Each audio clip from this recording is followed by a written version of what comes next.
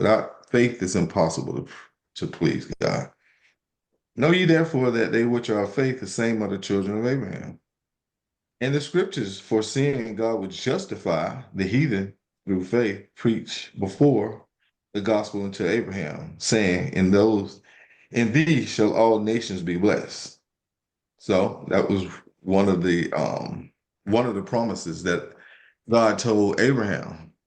He says that all the nations are going to be blessed through your seed, through your offspring. And we know that offspring is Jesus.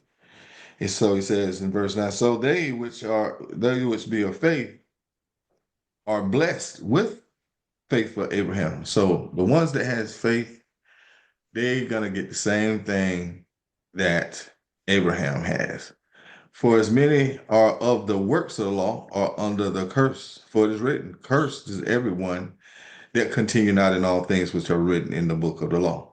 Hey, Sharp. But That verse that you just read in verse 8, you know what I mean? To me, that's kind of like, and Paul goes back and he shows the Galatians, which were Gentiles, that Gentile bunch. He goes back and, what I'm saying, and he shows them where they would be brought into this thing, how they would be brought into this thing. He said, hey, y'all, the scripture foreseeing that God would justify the heathen through faith preached before the gospel of Abraham.